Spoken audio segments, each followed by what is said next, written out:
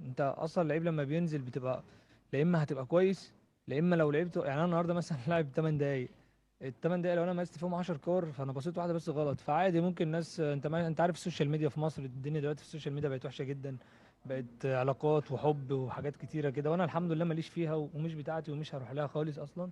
تلاقي الناس مثلا بتسيب لك التسع كور الحلوين وتمسك في واحده، بس مش دي اللي تخصني ولا دي اللي تهمني، المهم اللي احنا في النادي الاهلي كنا عايزين نصعد وما حصلش نصيب.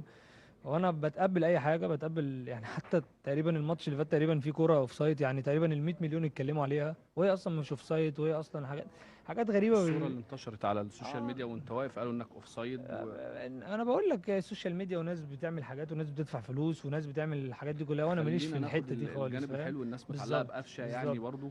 بالظبط وفي نفس الوقت ناخد الجانب الإيجابي، الجمهور بالظبط. الحقيقي اللي بيزعل ده ليه حق يزعل. لا طبعا جمهور، انا زي ما بقول لك انا دايما بتقبل اي انتقاد، والجمهور اللي بيحبك هو دايما اللي هينتقدك لمصلحتك، وهينتقدك ككوره وهينتقدك كفنيات، لكن لما بتروح في حته تانية وواحد بيبقى ماسك لك حاجه او واحد معلق على حاجه، ماليش في الحاجات دي كلها، وكل واحد هو حر.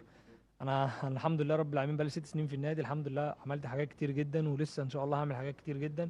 وزي ما انت بتبقى في وقت الناس بتطلع بيك السما وبتخليك احسن واحد في الدنيا، فطبيعي لما يبقى في انتقاد تقبل ده حال الحالتين. الكورة. اه بالظبط، ده مم. حال الكوره، النهارده انت حاجه وبكره حاجه تانية، لكن هو اللي يزعل في الاول وفي الاخر زي ما قلت لك ان الجمهور زعلان وده حقه، والحاجه التانية اللي احنا ما صعدناش، بس كان نفسنا ان احنا نصعد يعني. شفت اللقطة بتاعتك اللي تركب عليها صوت وانت بتدي تعليمات للعيبة على السوشيال ميديا ولا ما شفتهاش؟ ده انهي واحده؟ اللي هي انت بتديهم تعليمات في الماتش اللي فات لما نزلت. اه لما نزلت اه اه. شفت الحاجات اللي هم دي عمالين حاجات يعملوا. حلوة مش وحشة. لا احيانا مش حلوه لان هي بتبقى فيها في ناس بتعملها بحته ان قفشه دمه خفيف فبيحبوا يهزروا، مم. وفي ناس بتعملها بسخريه.